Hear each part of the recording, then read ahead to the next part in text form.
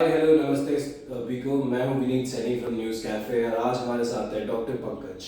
Good morning sir. Good morning. Good morning. Sir आप इस biotechnology के एक स्टीम फैकल्टी रहे हैं और आपने अपना पीएचडी कौन से साल में किया और कहाँ से किया, ये आप एक बार हमें बताएंगे। ओके, सो मेरी जो स्पेशलाइजेशन है दैट इज़ बायोकेमिस्ट्री। और मैंने MSc biochemistry and PhD biochemistry pursue किया और कंप्लीट किया इन 2011 from HNB Garhwal central university, Hemanti Nandan Bahuguna central university Garhwal, Uttarakhand, Srinagar. So I completed that in 2011, as I said, and I joined Shuli University in March 2012. So recently I completed 13 years in Shuli University. Sir तो सिर्फ इन 3 सालों में आपका experience कैसा रहा है शून्य university के साथ? 13 ईयर्स में हमने जस्ट ज्वाइन किया था एज एन असिस्टेंट प्रोफेसर, और तब बिल्कुल नए थे, और जो एनवायरनमेंट होता है एकेडमिक एनवायरनमेंट उसका इतनी पता भी नहीं था. बट जब यहाँ पे आए और हमें अपने जो मेट्स थे, फेलो कलीग्स, वो अच्छे मिले, एक्सपीरियंस थे वो लोग, और जो हमारी जो मैनेजमेंट थी और जो हमारे हेड ऑफ डिपार्टमेंट और डीन थे, तो वो काफ़ी कोऑपरेटिव थे. तो उस टाइम फोकस था उनको भी पता था कि ये अभी फ्रेशर हैं और अभी इनको पहले सिखाना पड़ेगा, तो उन्होंने हमें अच्छे से गाइड किया. और जब गाइड किया तो हमने भी चीज़ों को सीखा, और धीरे धीरे फिर हमारी ग्रोथ, पर्सनल ग्रोथ भी और प्रोफेशनल ग्रोथ भी हमें मिलती रही यहाँ पे. और आज अगर मैं अपने आप को देखूँ तो मैं काफ़ी अपने आप को बड़ा प्राउड फील करता हूँ कि I am a part of this big university, big in terms of research and its name, its brand value, right? तो अच्छा लगता है. और याद आते हैं अपने जो उस टाइम एक तरह से स्ट्रगल के टाइम थे, एडमिशन्स के लिए जाना, एडमिशन के लिए भागना, और फिर प्लेसमेंट्स के लिए जाना भागना. तो अब ये एक ऐसा नाम बन चुका है शून्य यूनिवर्सिटी, अब इतना स्ट्रगल नहीं करना पड़ता. अब एडमिशन में इतनी प्रॉब्लम नहीं आती और ना प्लेसमेंट्स में इतनी प्रॉब्लम आती है. जी, तो इन 13 सालों में आपको क्या लगता है कि शून्य का कहाँ से कहाँ डेवलपमेंट हुआ है इन द प्लेसमेंट सेल और इन सब चीज़ों में, लाइक बायोटेक्नोलॉजी कितना ज़्यादा बढ़ गया है? हर पैरामीटर के ऊपर शून्य ने ग्रो किया है. और कुछ जैसे मैं बताऊं, अगर मैं प्लेसमेंट की बात करूं तो प्लेसमेंट्स भी अच्छी हुई हैं, नेटवर्किंग हमारी स्ट्रॉन्ग हुई है.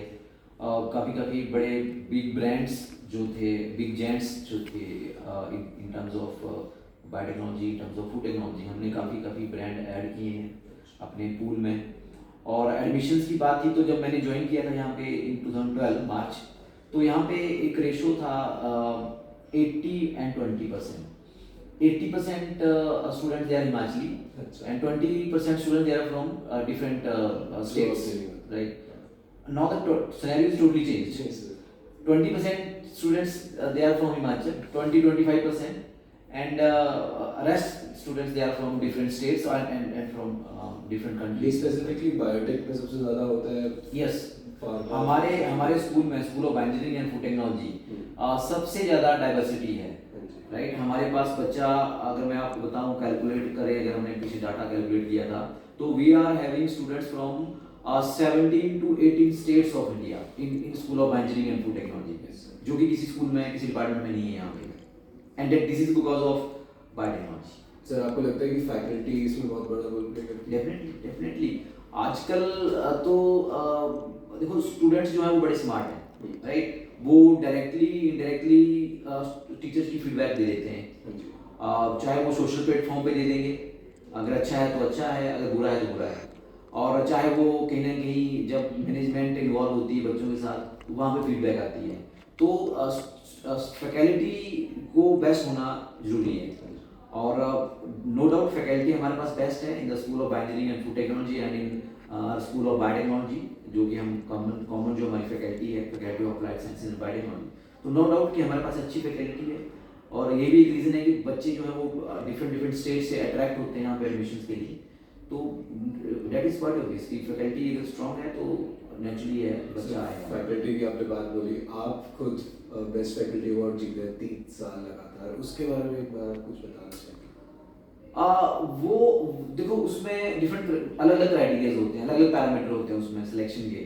तो उसमें सबसे बेसिक क्राइटेरिया होता है आपका स्टूडेंट फीडबैक। दूसरा ये वोटिंग सिस्टम होता है, वोट डलते हैं जैसे होता है नॉर्मली, हमें क्लिक करना पड़ता है किस पे। कौन डालता है? इसमें स्टूडेंट फीडबैक आती है। दूसरा इसमें क्या होता है कि जो हमारे teaching faculty and then non teaching staff. Non teaching में हमारा जितने भी हमारे लैब असिस्टेंट्स आ गए, क्लरिकल में आ गया हमारा, एडमिशन डिपार्टमेंट आ गया, प्लेसमेंट डिपार्टमेंट आ गया, रजिस्टर ऑफिस आ गया, अकाउंट ऑफिस आ गया, इवन हमारे जो ड्राइवर्स और कंडक्टर्स हैं, they are also part of this committee. Committee means they are the voters. तो वो वोट करते हैं और फिर एक कॉमन किसी को चूज किया जाता है, और फाइनली जो चूज होता है उसमें मैनेजमेंट जो हमारी गवर्निंग बॉडी है, जैसे registrar sir, chancellor sir, vice chancellor sir, इन लोगों का पैनल भी होता है, तो उनकी भी वोटिंग होती है एक तरह से, वो भी वोट करते हैं। तो फिर फाइनली तो मुझे किसी ने पूछा, जब मैंने सेकंड टाइम अवार्ड लिया, तो मुझे किसी ने पूछा कि क्या इसका सीक्रेट क्या है, मतलब 2 बार लगातार आप जीत चुके हो तो क्या सीक्रेट है। तो मैंने उनको बताया कि सीक्रेट तो ऐसा कुछ नहीं है। एक तो आपकी जो ऑनेस्टी है टुवर्ड्स योर जॉब, अपनी जॉब के लिए आप कितने ऑनेस्ट हो, और दूसरा आपकी सिंसियरिटी, आप रेगुलर हो, आपका डिसिप्लिन, आप डिसिप्लिन हो कि नहीं हो, और तीसरा जो कि इम्पोर्टेंट मैं मानता हूँ कि आपका जो बिहेव है दूसरों के साथ, चाहे वो स्टूडेंट्स हो गए, चाहे वो आपके फेलो कलीग्स हो गए, चाहे आपका नॉन टीचिंग स्टाफ हो गया, इवन आपका लैब अटेंडेंट्स आ गए, इवन आपके जो स्वीपर्स आते हैं वो लोग हो गए, आपके ड्राइवर कंडक्टर्स हो गए, जिनके साथ हमारा ज़्यादा इंटरेक्शन नहीं होती है, बट जब भी होती है तो एक आप कैसे उनसे बात करते हो, कैसे आप उनसे डील करते हो, ठीक है। तो वो चीज़ वो लोग अपने माइंड में रखते हैं कि यार नहीं, ये बंदा अच्छा है, ये अच्छे से बात करता है, तो वो भी एक रीज़न होता है कि वो भी फिर वोट और सपोर्ट करते हैं। सर बट वो तो डिफरेंट डेमोग्राफिक होता है, मतलब कि जो नॉन टीचिंग स्टाफ है तो हर जगह, हर फैकल्टी में, हर बैचेस में, तो आप उन सबको कैसे एक साथ में टारगेट करते हैं? इसमें देखो, टारगेट तो हम स्पेशली नहीं करते, जैसे कोई इलेक्शन हो, एमएलए एमपीज वाले इलेक्शन तो नहीं होते, टारगेट हम इसलिए नहीं करते, बट हम ना उसमें ये करते हैं कि जैसे अब 13 साल हो चुके हैं मुझे यहाँ पे, तो मैं डिफरेंट कमेटीज में काम करता हूँ। आपने देखा होगा कि मैं मंचतंत्रा में भी इन्वॉल्व होता हूँ, मैं मोक्ष में भी इन्वॉल्व होता हूँ, मैं एडमिशन में भी काम करता हूँ, मैं प्लेसमेंट्स में भी काम करता हूँ, और जितनी भी हमारी जो यूनिवर्सिटी की एक्स्ट्रा करिकुलर एक्टिविटीज़ होती हैं, मेरी उसमें भी इन्वॉल्वमेंट रहती है। तो जब ये सारी एक्टिविटीज़ में इन्वॉल्व होता हूँ तो मेरी इंटरेक्शन जो है वो अदर डिपार्टमेंट्स के teaching as well as non teaching लोगों से रहती है। तो मतलब आप कह रहे हैं कुछ सब जानते हैं? हाँ, मतलब डीलिंग जो है, देखो जानना अलग बात है, जानते आपको लोग 2 तरीके से हैं। एक वो इन ए पॉजिटिव वे, जब आपकी बात चलेगी यार पंकज, तो आपके माइंड में थॉट है कि नहीं यार अच्छा बंदा है, ठीक है, और एक बोलेंगे दूसरा पॉइंट होता है कि पंकज नहीं यार बंदा अच्छा नहीं है, राइट। तो वो 2 तरीके होते हैं। तो अब जानते हैं मुझे, हो सकता है अच्छे तरीके से जानते होंगे, इसलिए का 3 साल। हाँ, तो यही मैं मानता हूँ। और सर आपका क्या कहना है कि future of biotechnology and bio engineering जो इस शुक्ल यूनिवर्सिटी है आपके अंडर जो पूरा आ चुका है, how do you think it will grow in?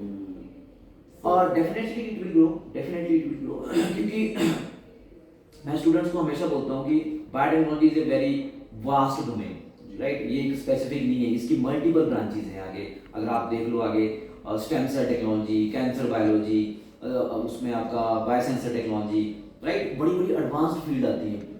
पुरानी फील्ड्स तो हैं और वो they still exist, right, but अब नई डोमेन्स आती हैं, इम्यूनोलॉजी आ जाता है आपका, राइट, कुछ डिफरेंट थेरेपीज आती हैं, राइट। और देखो आप कोरोना वैक्सीन की जो डिस्कवरी है तो वो बायोटेक्नोलॉजी का पार्ट है, फॉरेंसिक साइंस इसमें आती है। तो और नई डोमेन्स हैं, नई डोमेन्स में रिसर्च भी बड़ी काफ़ी अपडेटेड हो गई है, राइट, क्योंकि अब जो हम एक हेल्दी लाइफस्टाइल से कुछ हम एक मैनिपुलेटेड लाइफस्टाइल की तरफ जा रहे हैं, राइट। तो जब मैनिपुलेटेड लाइफस्टाइल की तरफ जा रहे हैं तो वो डिजीज जो थी, जो आज से 10 साल पहले नहीं सुनी थी किसी ने, अब वो बड़ी कॉमन हो चुकी है, राइट। तो definitely biotechnology is the solution for all these problems. तो yeah, no doubt, it has a great future. I think it should have. Thank you, sir, for this interview. Thank you so very much. much. Thank you.